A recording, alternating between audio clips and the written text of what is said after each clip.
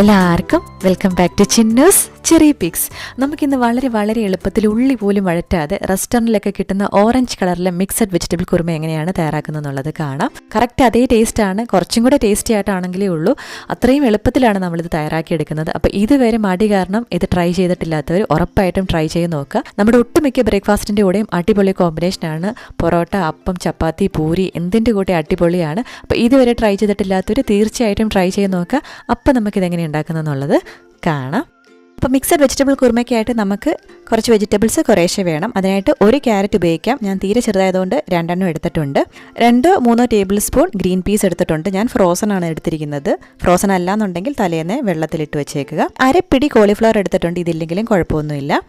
6-7 beans എടുത്തിട്ടുണ്ട്. ഒരു medium സൈസിലുള്ള പൊറ്റാറ്റോ എടുത്തിട്ടുണ്ട്. അപ്പോൾ ഈ ഗ്രീൻ പീസിന് പകരം നമുക്ക് വേവിച്ച കടല വേണമെങ്കിൽ യൂസ് ചെയ്യാം. അപ്പോൾ കടലയൊക്കെ ഉണ്ടാക്കുന്ന ദിവസം കുറച്ചൊന്ന് മാറ്റി വെക്കുകയാണെന്നുണ്ടെങ്കിൽ പിറ്റേന്ന് നമുക്ക് ഈ കറി ഉണ്ടാക്കിയെടുക്കാം. അപ്പോൾ ഇതുകൂടാതെ നമുക്ക് ഒരു സവോളയുള്ളിയും 2 പച്ചമുളകും കുറച്ച് കറിവേപ്പിലയും വേണം. ഇതുകൂടാതെ നമുക്ക് 4 വെളുത്തുള്ളി തൊലിയോടുകൂടി ജസ്റ്റ് ഒന്ന് ചതച്ചെടുത്തിട്ടുണ്ട്. സവോളയുള്ളിയൊക്കെ നമ്മൾ ഇതുപോലെ ചെറുതായിട്ട് അരിഞ്ഞെടുത്തിട്ടുണ്ട്. അതുപോലെ തന്നെ നമ്മൾ പച്ചക്കറിയും ഇതുപോലെ ചെറിയ ക്യൂബ്സായിട്ട് അരിഞ്ഞെടുത്തിട്ടുണ്ട്. ഈ ഒരു താമസം മാത്രമേ ഉള്ളൂ, ബാക്കിയെല്ലാം വളരെ എളുപ്പമാണ്. കുക്കറിലാണ് നമ്മൾ ഈ കറിയും തയ്യാറാക്കുന്നത്. അതിനായിട്ട് കുക്കറിലേക്ക് നമുക്ക് വെളിച്ചെണ്ണ ഒഴിച്ചു കൊടുക്കാം. എണ്ണ ചൂടാകുമ്പോൾ 2 ബേ ലീവ്സ് ചേർത്ത് കൊടുത്ത് നല്ലൊരു മണം വരുന്നിടം വരെ വെയിറ്റ് ചെയ്യാം. അതിനുശേഷം നമുക്കിതിലേക്ക് 4 വെളുത്തുള്ളി ഇതുപോലെ തൊലിയോടുകൂടി ഒന്ന് ജസ്റ്റ് ഒന്ന് പൊട്ടിച്ചെടുത്തത് ചേർത്ത് കൊടുത്ത് ചെറിയ തീയിൽ ഒരു മണം വരുന്നിടം വരെ വെയിറ്റ് ചെയ്യാം. ഇനി നമുക്ക് ബാക്കി എല്ലാം ചേർത്ത് കൊടുക്കാം. നമ്മളൊന്നും വഴറ്റേണ്ട ആവശ്യമില്ല. അതിനായിട്ട് സവാളയുള്ളി ചേർത്ത് കൊടുക്കാം, പച്ചമുളക് ചേർത്ത് കൊടുക്കാം, അരിഞ്ഞു വെച്ചിരിക്കുന്ന പച്ചക്കറിയൊക്കെ ചേർത്ത് കൊടുക്കാം. ഇതോടൊപ്പം തന്നെ നമ്മുടെ ഗ്രീൻ പീസ് ചേർത്ത് കൊടുക്കാം. ഇനി ഇതിലേക്ക് നമുക്ക് ആവശ്യത്തിനുള്ള ഉപ്പും 1/4 ടീസ്പൂൺ മഞ്ഞൾപ്പൊടിയും കൂടെ ചേർത്ത് ജസ്റ്റ് ഒന്ന് മിക്സ് ചെയ്തെടുക്കാം. നമ്മൾ വഴറ്റേണ്ട ഒന്നും ആവശ്യമില്ല. ഫ്ലെയിം ഏറ്റവും കുറച്ച് വെക്കാനായിട്ട് പ്രത്യേകം ശ്രദ്ധിക്കുക. ഇനി നമുക്കിതിലേക്ക് 1/4 കപ്പ് മാത്രം വെള്ളം ചേർത്ത് കൊടുക്കാം. ഒരു 4 ടേബിൾ സ്പൂൺ വെള്ളം ചേർത്ത് കൊടുത്താൽ മാത്രം മതിയാവും.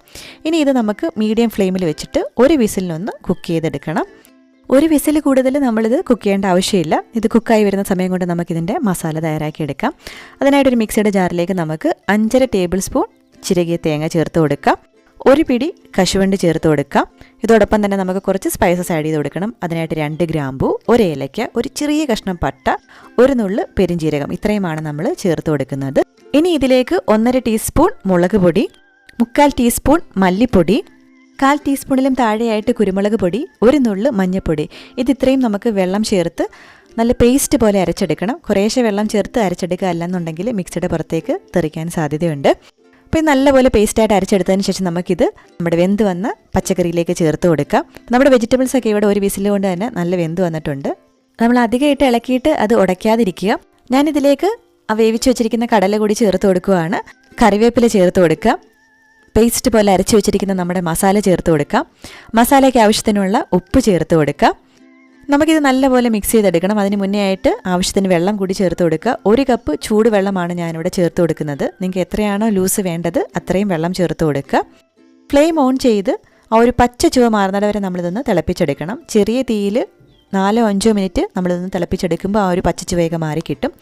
ഇനി ഇതിലേക്ക് ഒരു കാര്യം കൂടി ചേർത്ത് കൊടുക്കാനേ ബാക്കിയുള്ള. അതിന് മുന്നേ ആയിട്ട് നമ്മുടെ ചാനൽ ആദ്യമായിട്ടാണ് കാണുന്നുണ്ടെങ്കിലും ഇതുവരെ സബ്സ്ക്രൈബ് ചെയ്തിട്ടില്ല എന്നുണ്ടെങ്കിലും തീർച്ചയായിട്ടും സബ്സ്ക്രൈബ് ചെയ്യുക. ആ സൈഡിൽ കാണുന്ന ബെല്ലൈക്കൺ കൂടി ക്ലിക്ക് ചെയ്യുകയാണെന്നുണ്ടെങ്കിൽ പുതിയ വീഡിയോസ് ഇടുമ്പോൾ നോട്ടിഫിക്കേഷൻസ് ആയിട്ട് കിട്ടിക്കോളും.